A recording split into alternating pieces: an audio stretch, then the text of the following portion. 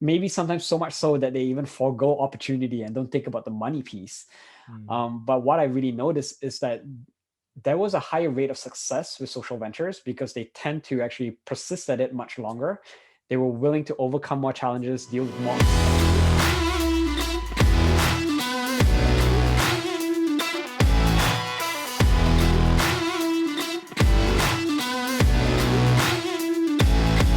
Chin, it's great to have you here.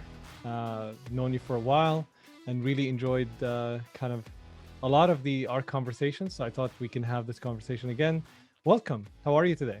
For sure. Thanks for having me. I'm doing good. Enjoying the nice weather, for sure. Yes, inside. Yes, despite the allergies. Oh, cool, cool. So what is new in your world today? I know that you published a book and you're working on a bunch of stuff. We haven't touched base in a while. So update us on what's new to you these days. Yeah, enjoying the life of being self-employed, I guess. Just published a book, hit bestseller lists in a few categories, so pretty happy with that. And I'm mostly doing consulting work right now, so working on sales consulting and startup consulting.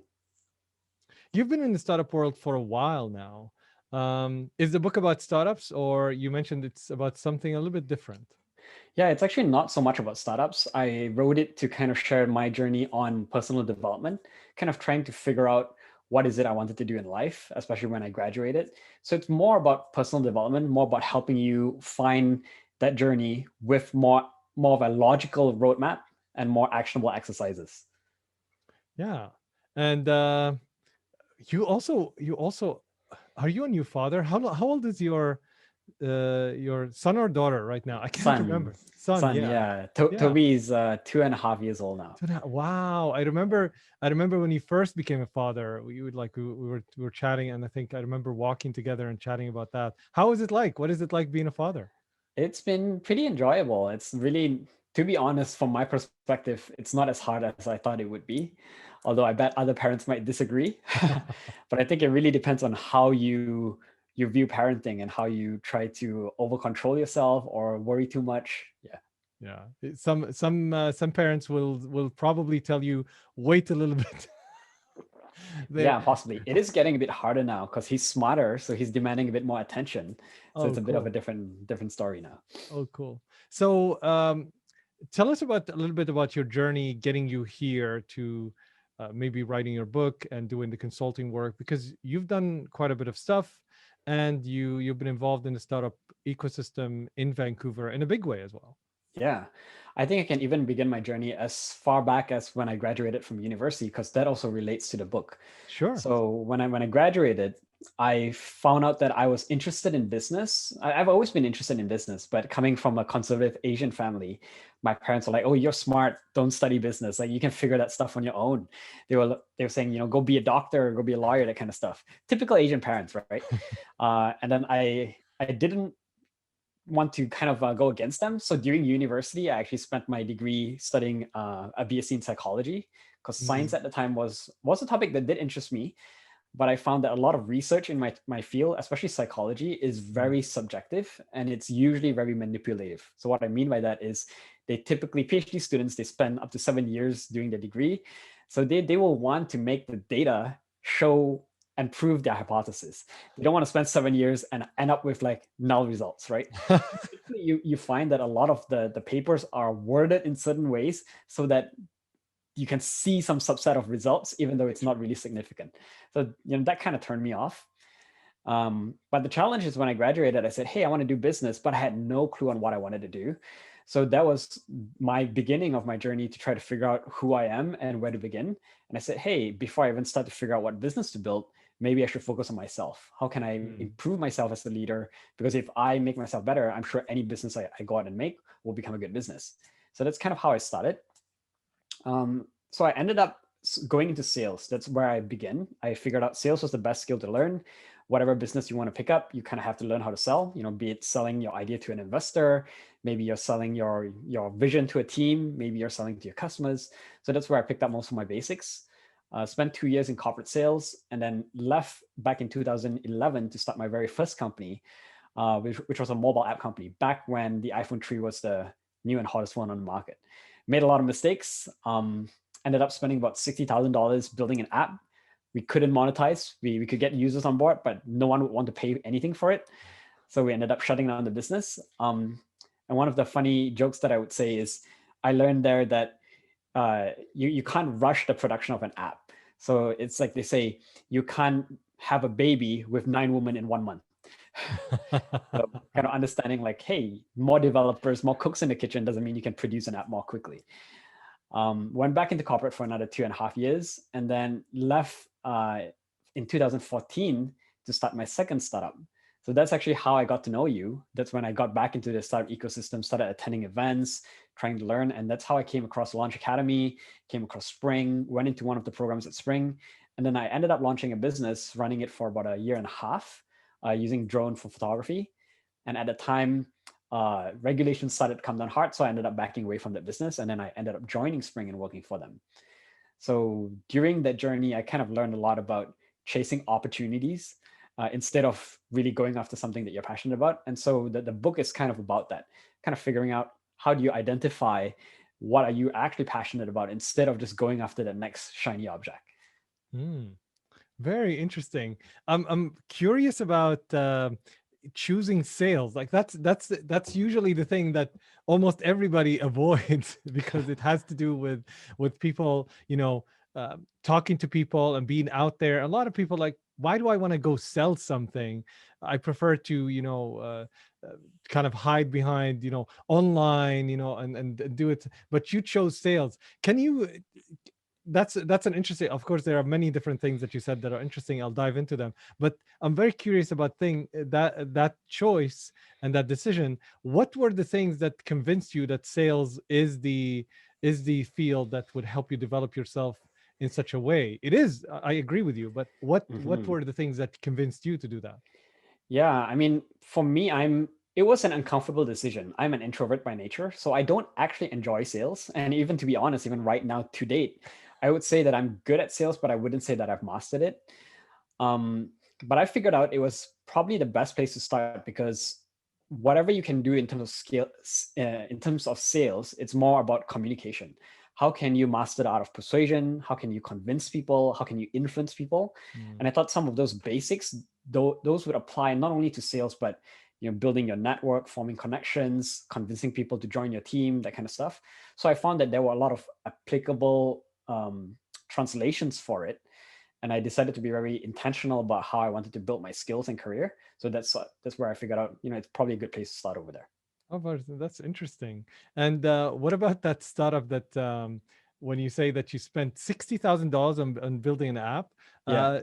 What I mean, can you tell me? I mean, you didn't just start and say, "Hey, I'll spend $60,000." How did you get to spend that amount? Was it like what is the series of decisions? And the reason I ask is because I built a startup as well that lost a ton of money, as you probably know. So what were the series of decisions, and how did you get from an idea to and what were in your opinion, the biggest mistakes? That's a lot of questions, but yeah, I'll let you kind of tell the story. Yeah. So I think the biggest mistake was probably that we started it as a team. So I had a few other co-founders that I worked with. They were mostly from the previous company that I left. So I pulled a bunch of them away from the company with me, and then we ended up starting this company. And we did it because we thought, hey, back in the days, the iPhone 3 was the new phone in the market. Apps were kind of getting hot, and we said, hey, why don't we try to jump onto this bandwagon? And I think the biggest mistake that we made is that we were excited by the opportunity, but we weren't specifically passionate about the topic itself. So we were trying to start an app that would basically, it's like, imagine Reddit, but for restaurants. So the idea is people would actually go into the app and they visit a restaurant, and instead of ranking restaurants, which you kind of see right now, they would actually rank the dishes in the restaurant. So you could go into a restaurant, you don't have to read any review, and you can easily figure out what's the best dish to order in this restaurant. So interesting idea, but we focus too much on the end user, i.e. the customer, but not actually the restaurants which we were trying to monetize. So restaurants thought, hey, cool, you're bringing more customers to us, but we're not willing to pay for this. So we couldn't actually add value for the restaurants in a immediately translatable way. So they couldn't really see like, oh, how many users were you driving to our restaurant? Why would we pay you for this if people are naturally coming anyways? So that was our biggest mistake. Where were the money most spent? Was it like hiring outside developers? Like what? I mean, $60,000 is not an insignificant amount. Yeah, I would say developers and salaries. So Hmm. that's where most of it was spent. What would you, if you were to start that company today, uh, aside from, let's say, of course, being passionate about the idea and solving the problem, Hmm. what are the three things that you would definitely change and pay attention to? Hmm. So for that specific company, I probably wouldn't do it again. But if I were to, I would try to focus and pay more attention to the paying customer, i.e., the restaurants, and include some features where it would help restaurants either manage their customers better, manage their orders better, so that there would be some bonus value on their end that would actually motivate them to actually be on the app and use it. Um, and yeah, actually give more thought to pricing, because I think a lot of customers, a lot of entrepreneurs, they tend to focus a lot on product market fit, which yes, it is important, but pricing can also kill you. Any good product, if you don't price the right way and if you don't monetize, then you can absolutely end up shutting yourself down. Yeah, which Yeah. definitely makes you, I think, like a better mentor probably for entrepreneurs because you now know some of the mistakes that are done there. Yeah. Um, I I'll shift gears to talk a little bit about your book. And when did you start working on it? Did it start a long time ago, or is it a new thing? The book, the idea has been floating in my head for the last 4 years or so. Mm. Never bought it or had the time to actually get around to it. So I started it last year. Last year back in around May.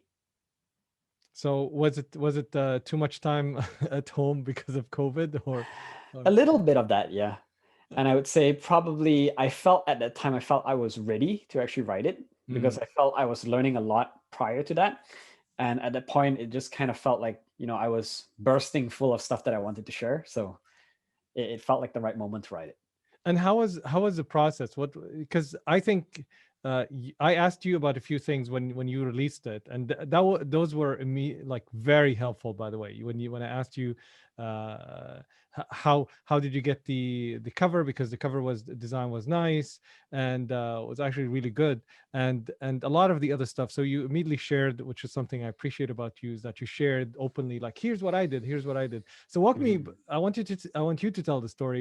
What were some of the processes and the things along the way um, that were maybe surprising, like you didn't expect them, that to be the journey of the book? Yeah.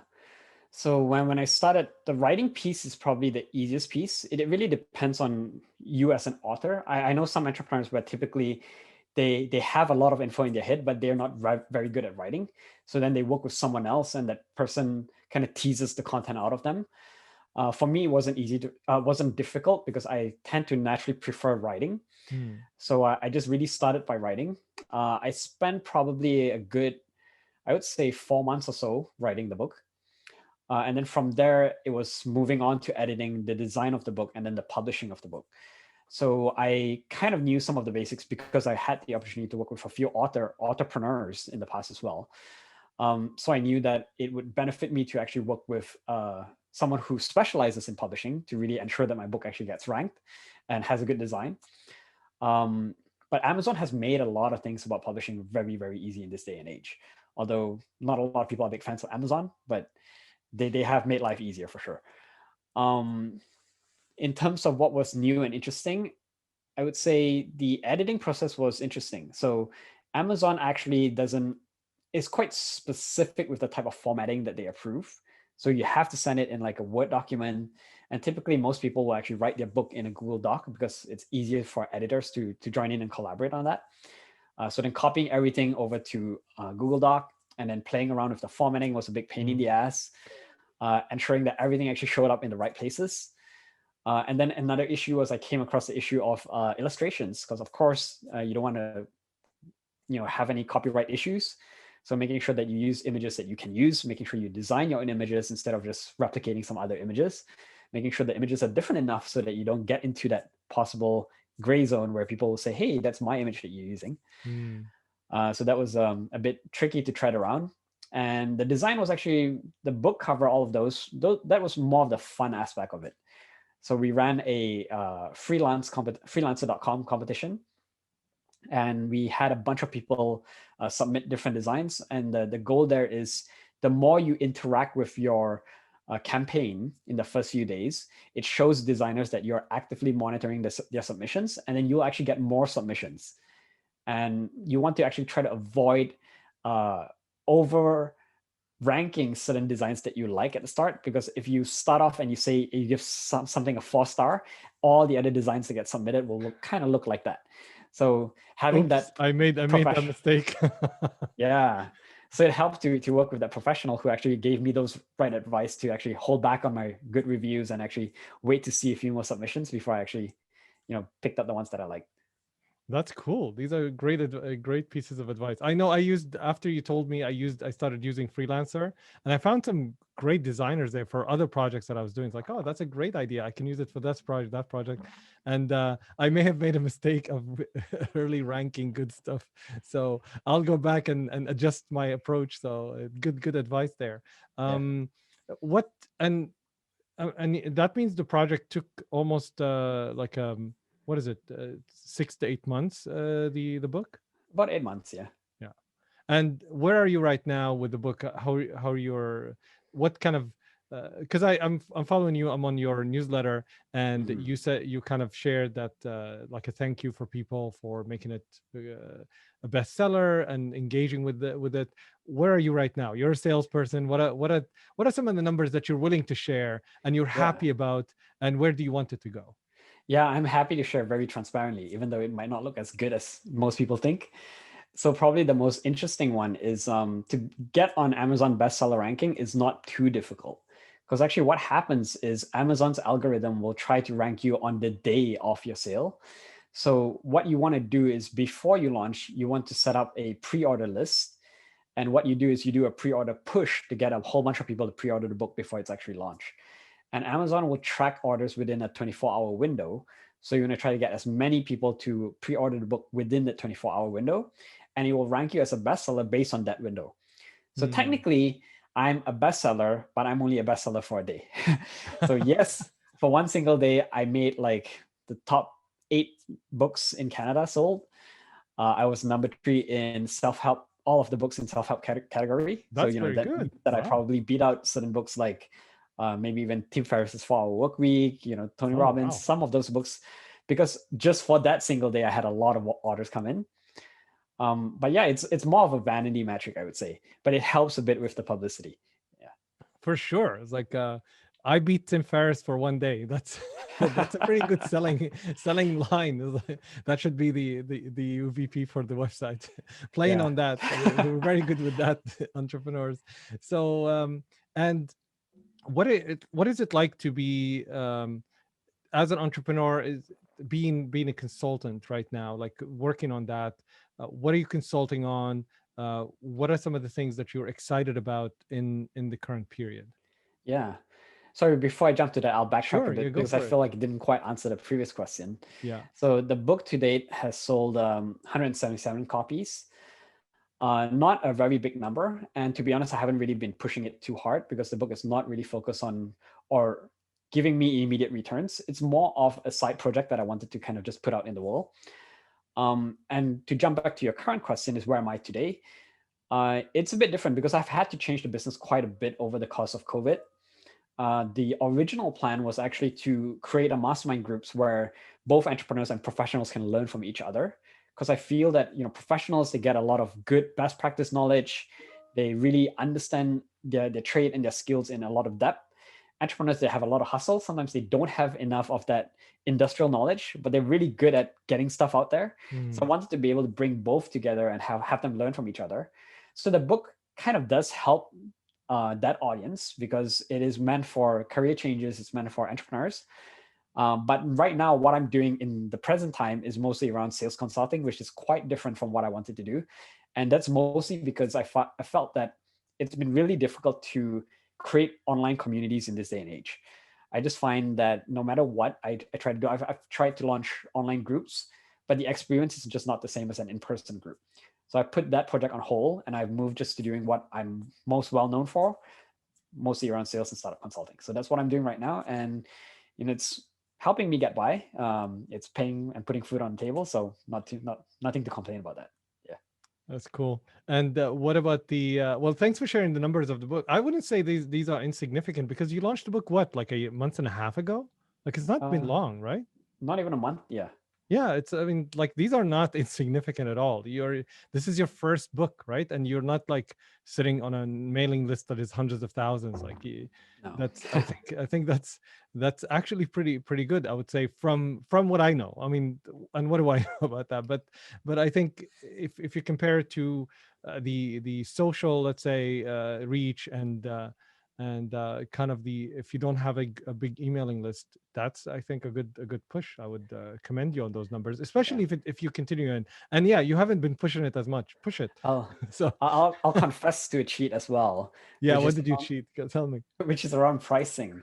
So what happens is authors can change the price of their book at any time to play Mm, around and try to optimize pricing. But what happens is when you do your pre-order, you set your price to the minimum, which is usually 99 cents US dollars. mm, So that's 99 cents for the ebook. And usually most people are happy to put down 99 cents to support a friend. So that's kind of where most of the orders probably came from. And then paperback or full orders, not that much. yeah. Yeah. Well, it's obvious that that you are good at good at this sales thing for sure. So, because these are things that don't occur to me. Like I'm more focused on the product itself and the creation of the product. And again, I think that leads us to something where, what is your take on? You've worked with a lot of entrepreneurs, and you ran these, especially when you were at Spring, you ran these mind. What do you call Mastermind them? The groups. masterminds. Yeah, the Mhm. masterminds. And not everyone is good at everything, right? But when you're an entrepreneur, however, you are responsible for everything. And Mhm. I definitely struggle with that, even with me, like building what 20 startups so far. Like it's a, I still find that there are certain areas where I'm either, have a mental block, can't go beyond certain things, or think sometimes in the same way. And, if doing the same thing the same way doesn't work. So, what are your thoughts on that? What are your thoughts on entrepreneurs, and how can they unlock, let's say, certain areas where they don't have the experience? Sometimes they don't even know where to start or what to ask mentors. What have your Yeah. experience been? Great question. And I would say I'm not a perfect human either. So I've also kind of struggled with the same problems that you have. I think the biggest thing that I've learned over the last few years is, well, actually, there are a few things. One is to, I talked about focusing on passion. That is probably one of the biggest things. Because I noticed that when I was, working at a previous company, I found that there were certain things like running events, doing marketing, these kind of things that I would actually find draining and things that I actually don't enjoy. So I kind of, tend to procrastinate and try not to do it. But when I'm doing it for my own business, then I'll feel like, hey, this is something that I see as meaningful for what I'm trying to do for my mission. So I actually tend to, even though it's the same activities, I actually tend Mhm. to take more joy out of it because I feel that it's contributing towards my mission of, helping educate people. So being able to find something that you're passionate about helps you love the things that you're doing, even though it's not really things that you normally enjoy. Mhm. And then the second one is also just not being afraid to really ask for help and spend money where you need to spend money. Because sometimes if you're not the best, like for example, right now tax season is coming up. I hate doing my taxes, but hey, it's got to be done. And I rather Oh. not waste my time trying to figure it out, rather just hire someone to do my taxes for me and just not dilly-dally about that. And it seems like you're very good at finding people that help you. How are you, let's take taxes for example. Like I've been struggling with that, and I do consider myself as very good at finding people, but I think in certain expertise I really suck at finding people in that area. So how are you, where do you start? Let's say, are you starting with people who you have a personal relationship with? How do you ask? Like even when you said how you found someone to help you with how to manage the freelancer campaign, you Yeah. know, like these are, sometimes we take things for granted, but I think for others, like I'm telling you, I consider myself as know a ton of people, and people reach out to me to introduce them to others. But the things you're talking about, especially taxes and freelancer, like these things, I definitely come to you and say, who did you work with? How did you find those people? and where did you start, and how did you evaluate, let's say, how good they are? I think these are helpful for anyone, not just entrepreneurs, to navigate their way in this world. Good question. I think it depends on what you need as well. For me, there's two main categories. There's usually short term and there's long term. So short term is more transactional. For example, I need a design done, and in that case, I really don't care about what that person's view of my business is. As long as they can do a good job, they have the right skills, I like their design, then I'm happy to hire them. So for those kind of cases, it is really more like hiring a mercenary. You go out and you just find whoever has the best set of skills, right?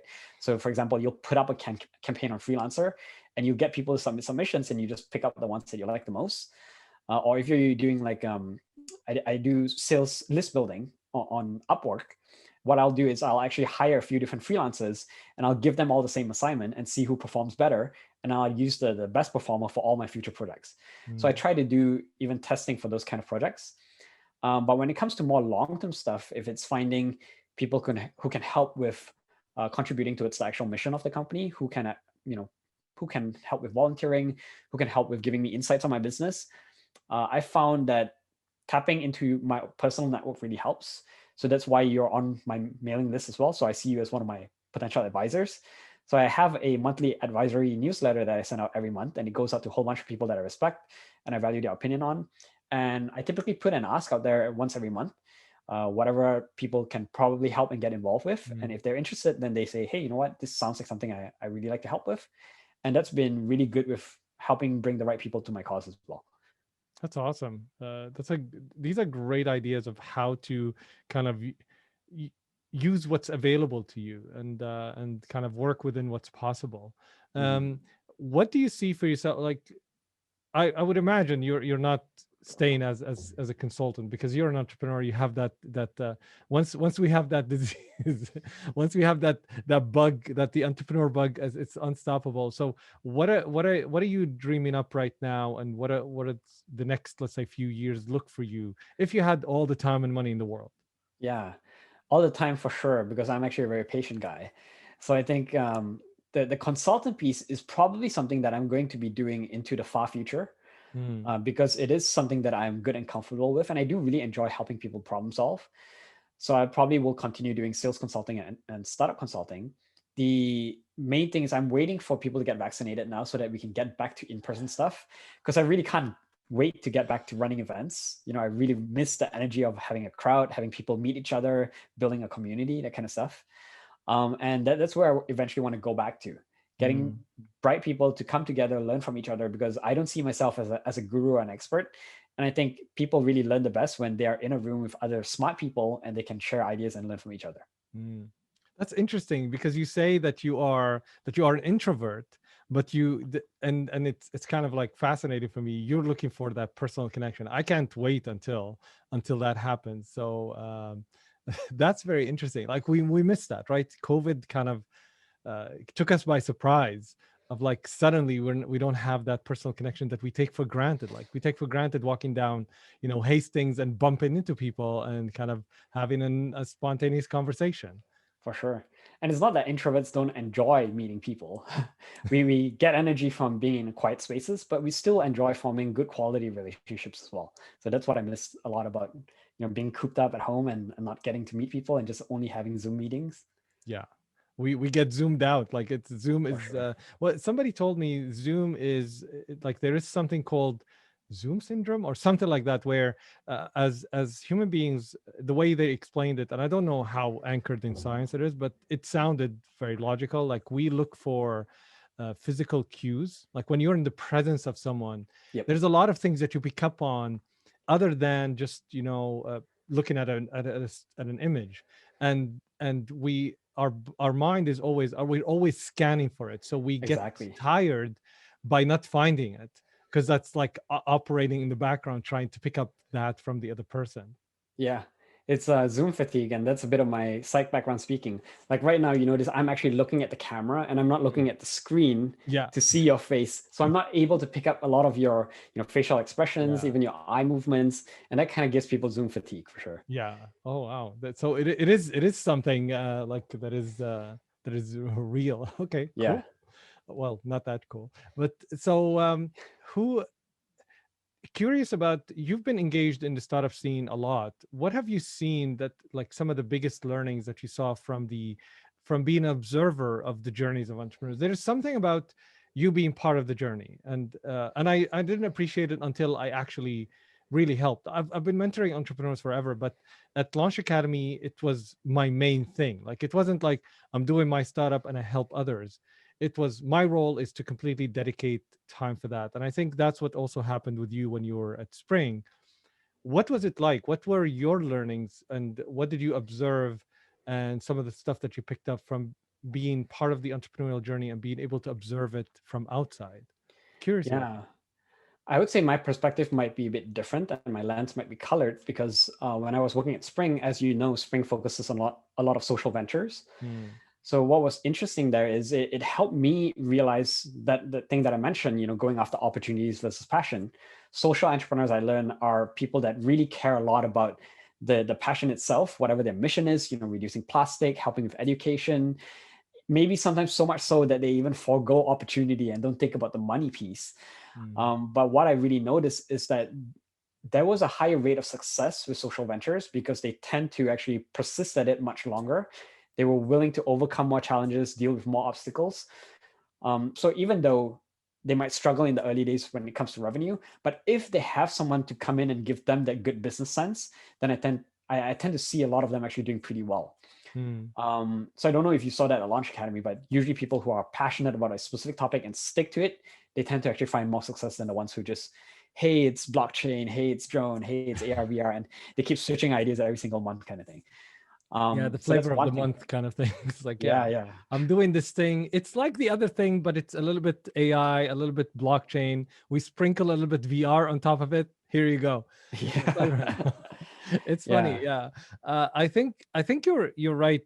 Like, some of the, while you're saying that, immediately images of certain entrepreneurs that come to my mind. Like, for example, Jayesh, for example, like, he worked on Picketic for how long? And you have to have that long kind of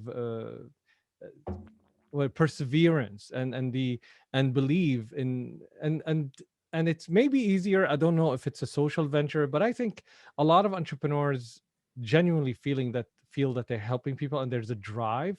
And Mhm. I don't think entrepreneurs who start saying, like, hey, we may be able to make money here, will be Mhm. as successful. I don't know, obviously I didn't do research on this, but mostly I saw, like, if you look at who succeeded in the ecosystem in Vancouver, Mhm. there were people that I was lucky to, a lot of them, to know personally, and they were very driven, motivated people to solve a problem, to help. So I completely relate to that, what you're saying, and I agree to that they had longer term. And we didn't know, like, 5-6 years ago we met them and they were just starting, and like, it's just this fledgling startup. And 5 years down the line, it's like, oh, this company just sold for 100 million, or this person, like, it's fascinating. I want to ask you about that, because it's for me, it's a surreal experience. uh, Coming from the Middle East, I've always seen the startups that are, raising an enormous amount of funding and succeeding as, like, for me, celebrities. Being a geek and loving tech, it's like, Mhm. for others it's like the players and the NBA and the NHL, and for me it's like startup entrepreneurs. These are the celebrities. So for me, they were very distant. So to be in a place where someone that I met, and worked with, 3-4 years down the line, they're like, sold a company for $400 million, or just raised $300 million, or stuff like that. It's a surreal experience. What's it Mhm. like for you? You've been in the ecosystem for a while. How does it land with you? I'm just curious about that. Yeah, I would say my type of startup is quite a different startup. I'm not building a tech startup to begin with, so that's not the journey that I see myself going down. But from working with the companies that I have worked with, what I notice is I don't know how people will feel about this, but I feel that the scene here in Vancouver, or at least in the last few years, has been overhyped and over glamorized. A lot of people feel like being an entrepreneur means you have to be out at events, you got to be pitching all the time, you got to be meeting investors all the time, raising capital. But I find that's what I call a vanity entrepreneur. You see, that's why most of the people that you see being successful, you don't hear from them for a few years. You see them at the start, maybe they get up in the system, and then after that, they realize that they have to hunker down and just really have their heads down, work on the business, and actually go after their customers. And sometimes their customers are not in the startup ecosystem, so you never see them again for a few years. And then before you know it, they're selling their company. So that's why you kind of see people fall off the map and then suddenly have a big announcement, oh, I'm selling my company, and then you get excited by them again. Yeah. Again, when you're saying something, it's funny because we work in the same ecosystem. You reminded me of Hamid Shahbazi, who sold his company to PayPal. And before that, like I never heard of the guy. Like I was in the ecosystem all the time, and suddenly this person, great entrepreneur, by the way, lovely guy to talk to, extremely helpful. And suddenly he sold his company for 200, I think 250 million or something like that to PayPal. And suddenly, like, who's Hamid Shahbazi? And he's like in all the events. So it's it kind of confirms what you're saying.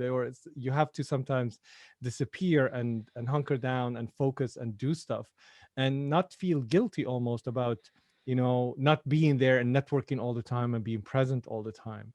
Mm-hmm. um, there is Do you agree that there is this kind of pressure to I don't know if it's a pressure from the community, but I feel it sometimes where you see all these entrepreneurs publishing, and of course you're on the receiving end of, let's say, hundreds of people in your feed. It seems Mm-hmm. like that's what everybody's doing. If you evaluate one person, maybe this is one post in 10 months that they posted. But Yeah. for you, you're receiving hundreds of posts, somebody raised, somebody announcing success. Do you feel that entrepreneurs are under pressure? Do you feel the pressure yourself? I certainly feel it. What are your take on this? I personally don't feel it. And I think that if there is a pressure, it's mostly an internal pressure driven by ego. Most people feel Mm, the need to tell the world about what they're doing and make the world show the world that they're being successful. But really, the reality of entrepreneurship is not all that glamorous. You're doing a lot of hard work, and most of the time, your customers might not be on Instagram or on Facebook. yeah. And if that's the case, then who cares? Why are you posting on Facebook? Why are you on Instagram? Like, go after your customer wherever they are. Um, and sometimes the world doesn't need to know all of that. So as long as you're willing to just go after and pursue your customer relentlessly, then I think those are the entrepreneurs that tend to find a lot of success. So true. I was just on a call before we spoke with an entrepreneur, and one of her complaints is that whenever she talks to someone who's mentoring her or advising her, their kind of advice to her is, you have to be out there, you have to be on all the social media, and she's like overwhelmed.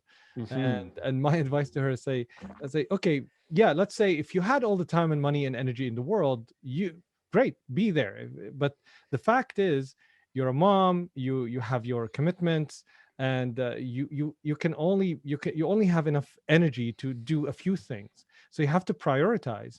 Plus it's not like being all of this will bring you enough kind of each one will bring the same value. I mean, we know that there are only few channels that where the needle moves, and like you get that kind of traction and response, so you shouldn't be on everything all the time.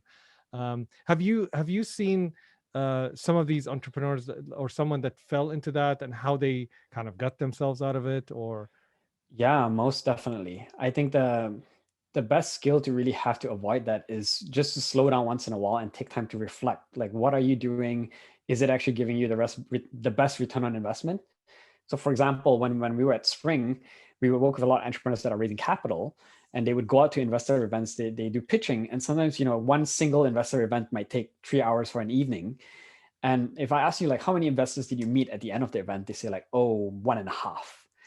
I'm like, oh, if you went on AngelList or Gus and you did your own manual list building and cold calling, you could probably at least meet 10 people in 3 hours, right? So what are you doing? Are you actually just being protective of your time? Are you evaluating the things? Are you thinking like, am I getting good returns out of my time that I'm spending here? So that is really a good skill to have, just slowing down, reflecting a bit. would you call that return on time invested? Like Um, I think it's more long-term thinking. So there's this great video I watch. It's by Rory Vaden, and he talks about how to multiply your time. So it's a TED talk, And the main lesson I took away from that is a lot of people, when we are considering activities and to-dos, we think about urgency and importance, but we don't think about the significance. What are we doing? How significant will it be in the long term? And if we start to evaluate our activities and consider significance, it really helps us to plan and maximize the time that we're having. Hmm. Which, I mean, you probably noticed it, but have you been like in noticed or even experienced yourself found a burnout? Like that's something that is not talked about as much, and I see a shift between like from hustle culture, but for a while it was like hustle, hustle, hustle. Work, competing on who stays the longest. I know I'm guilty of that. It's kind of hard to to step away and say, you know what, I'm going to take time off and enjoy a little bit of my time when, as I say, you log into social media and it's like, hey, these guys are killing it. How can I step back? Yeah. So what have you experienced, and how do you, what's your advice on kind of stepping back from that and protecting yourself from that? Yeah, thanks for raising that. I think it's a good topic to build a bit more awareness on. Like getting people to move away from that unhealthy hustle culture is definitely something I value as well. But I would say, to be honest, I think entrepreneurs in Vancouver have it good. Coming from Asia, I see the hustle culture is actually a lot stronger over there. If you look at entrepreneurs in China, for example, a friend of mine who just came back from building a business in China, he was mentioning that people there work almost 24/7. So like literally they Wow. don't sleep some nights. And I'm like, holy, that's terrible. Um, but as a new parent myself, I definitely value that. Like having time to just disconnect, spend time with your family, spend time with your kids. Um, and I think it really boils down to how you individually compartmentalize your day and your activities. Because if you're lucky, like most entrepreneurs will never run out of things to do. There's always going to be something that you have to do, and it's just about finding that comfort level where you can feel like, okay, I've done enough for today. I'm going to tune out. I'm going to take a break.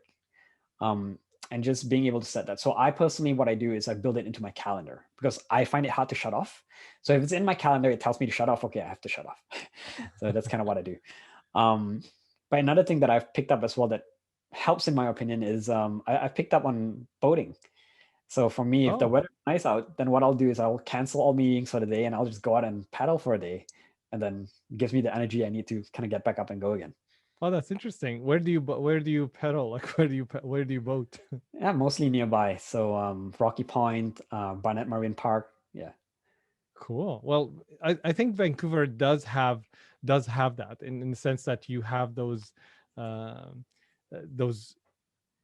great kind of environment. You have the seawall. Like you have things to do in Vancouver. So, what is it? I always tell people that you can probably run into entrepreneurs more likely in doing those kind of activities rather than going to networking events, which is, I think, a benefit of Vancouver.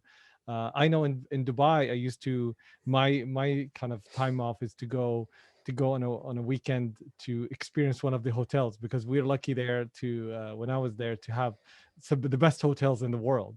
So each one will be its own adventure to go, and it has its own, like you would have hotels with all that kind of amusement park inside the hotel. So it's a lot of fun. Um, what do you think so far, looking back at your journey getting you here? What are the for you the biggest learnings, and also what are some of the low points that you learned the most of? Hmm. Probably low points would be having that lack of direction. And I think it happens to everyone at any time. Mm. So especially when we venture into areas that we were not familiar with, we don't really know what to do. So for example, when it comes to dealing with marketing related stuff, like I'm clueless about that kind of stuff. So, like for example, how do I actually publicize my book? How do I get people to notice it? So there is a lot of uncertainty around that. And I tend to work myself into a corner where we have that imposter syndrome. We feel like, because we don't know much about this topic, we are not going to do anything about it because I don't want to make a fool of myself. Mm. And I think sometimes you just have to push through and just put it out there. And even if you don't do well, then at least you learn something from it, right?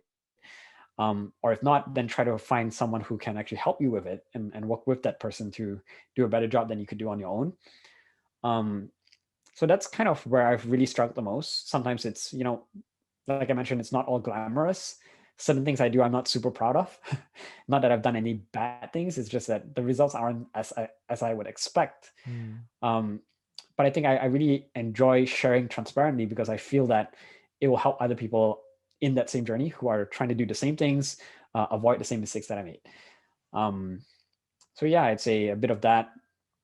Have there Uh, been any surprising thing when you shared, like surprising replies from when you shared openly? Because I know, let's say, it's scary. I mean, even at this stage of my kind of development, and I'd like to think of like I'm an evolved human being, but I'm a there is that fear of sharing transparently and what would people say, because you kind of like open up your heart and people can stab you in the heart, kind of thing. yeah, Was there any surprising kind of replies that validated that approach and kind of gave you it's like, oh wow, it's good that I shared.